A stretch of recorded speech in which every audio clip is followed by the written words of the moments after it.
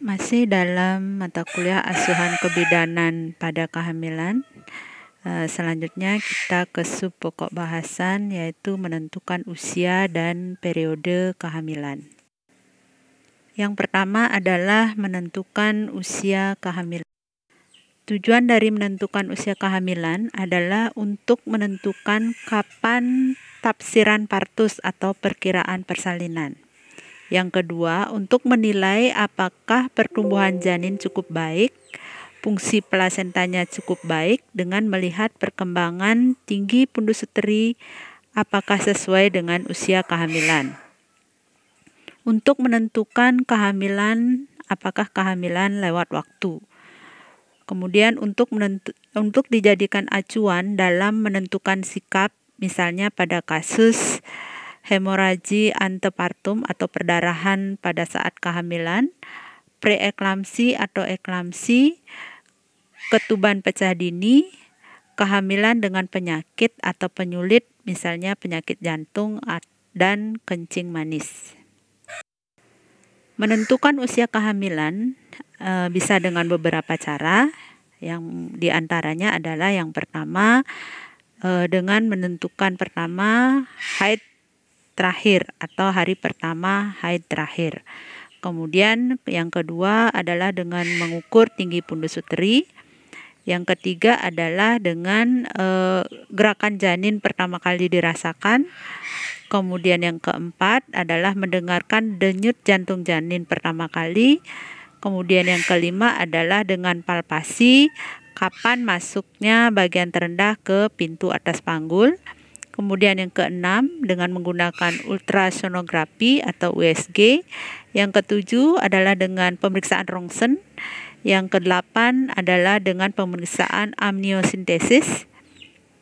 Dan yang kesembilan adalah pemeriksaan resitin sphingomyelin. Yang pertama adalah dengan menghitung dari hari pertama haid terakhir. Dengan menghitung lamanya ibu tidak haid atau amenore menggunakan rumus Nagel. Nagel ini adalah nama orang yang menemukan pertama kali, yaitu hari, bulan, tahun. Harinya atau tanggalnya ditambah 7, kemudian bulannya dikurangi 3, kemudian tahunnya ditambah 1. Kita akan mendapatkan tafsiran persalinan atau TP. Selanjutnya adalah dengan pengukuran tinggi fundus uteri menggunakan tangan atau jari. Yaitu sebelum bulan ketiga tinggi fundus uteri belum teraba dengan palpasi. Kemudian 12 minggu, umur kehamilan 12 minggu, tinggi fundus uteri setinggi 1 sampai 2 jari di atas simfisis. Kemudian umur kehamilan 16 minggu, tinggi fundus uteri pertengahan pusat simfisis. Umur kehamilan 20 minggu, tinggi fundus uteri 3 jari di bawah pusat. Umur kehamilan 24 minggu, tinggi fundus uteri setinggi pusat. Umur kehamilan 28 minggu, tinggi fundus uteri setinggi 3 jari di atas pusat. Umur kehamilan 32 minggu, tinggi fundus uteri setinggi pertengahan pusat PX atau processus kyphoides. Umur kehamilan 36 minggu, tinggi fundus uteri setinggi 3 jari di bawah PX. Dan umur kehamilan 40 minggu, tinggi fundus uteri turun menjadi pertengahan pusat PX. Yang selanjutnya adalah menentukan usia kehamilan berdasarkan gerakan janin. Pada primipara atau pada primigravida, ibu merasakan gerakan pada janinnya pada usia kehamilan kurang lebih 5 bulan atau 20 minggu.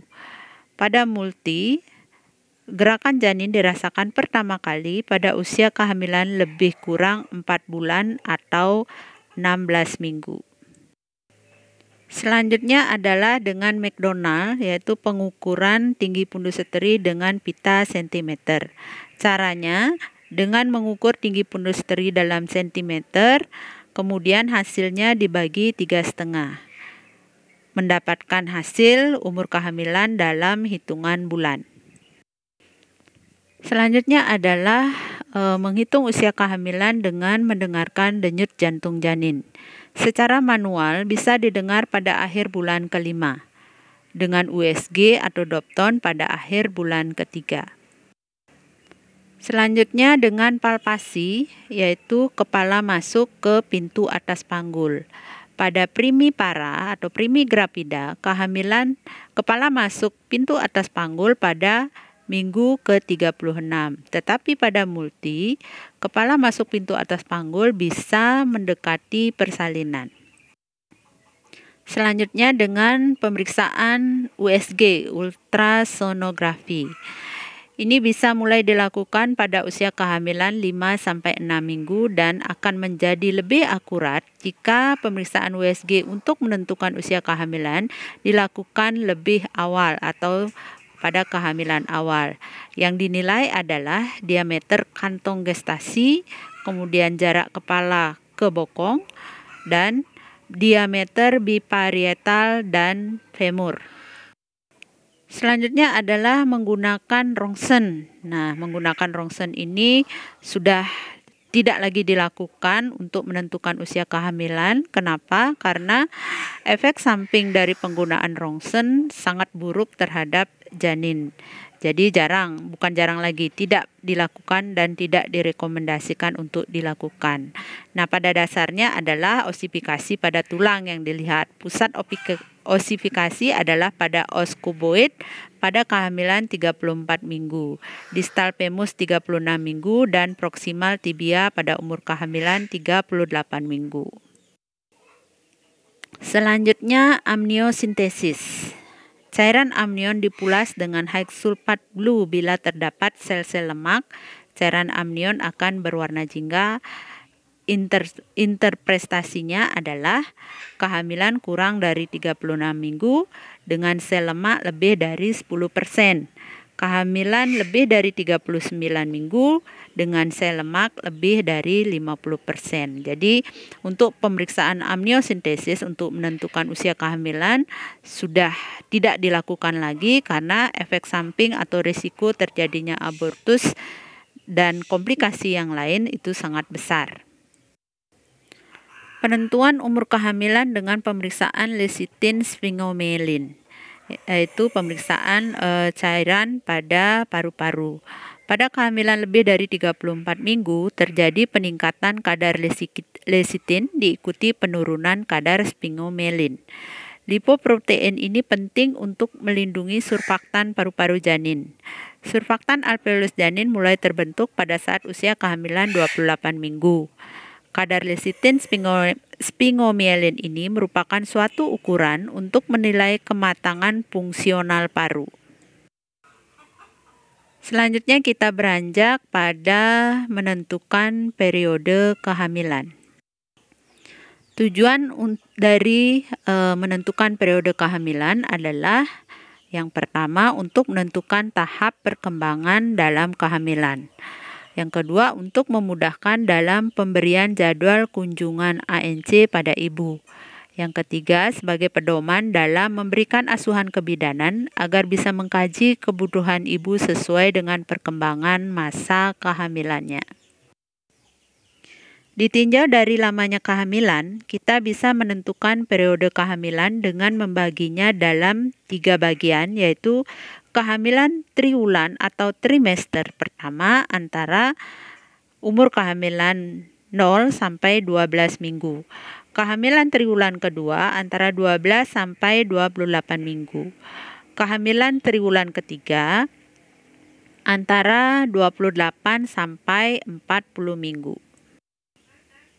Triwulan pertama atau trimester pertama, masa ini disebut juga masa organogenesis, di mana dimulainya perkembangan organ-organ janin. Apabila terjadi cacat pada janin nantinya, pada masa inilah penentuannya. Jadi pada masa ini ibu sangat membutuhkan cukup asupan nutrisi dan juga perlindungan dari trauma. Pada masa ini uterus mengalami perkembangan pesat untuk mempersiapkan plasenta dan pertumbuhan janin. Selanjutnya, triwulan kedua atau trimester kedua. Di masa ini organ-organ dalam tubuh janin sudah terbentuk, tetapi viabilitas atau kematangannya masih diragukan. Apabila janin lahir, janin belum bisa bertahan untuk hidup di luar uterus dengan baik. Triwulan ketiga atau trimester ketiga, pada masa ini perkembangan kehamilan sangat pesat. Masa ini disebut dengan masa pematangan. Payudara sudah mengeluarkan kolostrum, kemudian pengeluaran hormon estrogen dan progesteron sudah mulai berkurang. Terkadang akan timbul kontraksi atau His pada uterus yang disebut dengan Braxton Hicks. Kemudian janin yang akan lahir pada masa ini telah dapat hidup di luar uterus atau disebut juga dengan viable.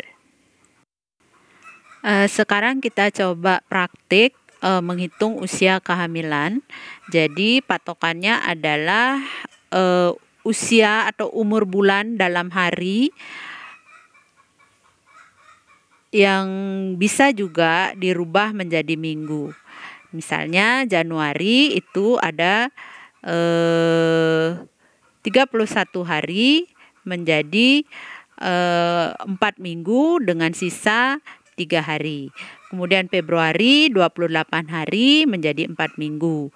Maret, April dan Mei dan selanjutnya. Nah, contoh soalnya adalah hitung usia kehamilan di mana tanggal Ibu periksa tanggal 25 Maret 2020 dengan hari pertama haid terakhir adalah tanggal 10 Oktober 2019. Jawabannya, pertama kita tulis dulu, kita ingat dulu HTA-nya atau hari pertama haid terakhir adalah tanggal 10 bulan 10 tahun 2019, tanggal periksa tanggal 25 Maret 2020. Berarti kita mulai dari bulan Oktober. Ya, bulan Oktober usianya adalah 31 hari. Nah, karena dia periksanya tanggal 10, jadi usia 31 hari bulan Oktober ini kita kurangi 10 menjadi sisa 20 hari. Kemudian bulan November usianya adalah 30 hari. Desember usianya adalah 31 hari. Januari 31 hari. Februari 28 Maret. Nah, yang terakhir adalah bulan Maret karena tanggal periksa pada bulan Maret ini adalah tanggal 25. Jadi tinggal kita tambahkan menjadi 25 hari. Nah, jika dari bulan Oktober sisa hari kemudian sampai dengan bulan Maret kita jumlahkan menjadi 134 hari. Untuk dirubah menjadi minggu, 134 hari ini kita bagi menjadi 7 sehingga akan mendapatkan 9 minggu dengan sisa 1 hari. Jadi usia kehamilan ibu pada saat memeriksakan diri tanggal 25 Maret 2020 adalah 19 minggu lewat 1 hari. Baik, demikian materi tentang menentukan periode kehamilan. Mudah-mudahan apa yang sudah dijelaskan tadi bisa dimengerti dan bisa bermanfaat khususnya bagi adik-adik yang sekolah kebidanan. Jadi menghitung usia kehamilan dan menentukan periode kehamilan ini sangat penting sekali untuk menentukan kebutuhan apa yang diperlukan oleh ibu pada tahap-tahap perkembangan kehamilannya. Semoga bermanfaat.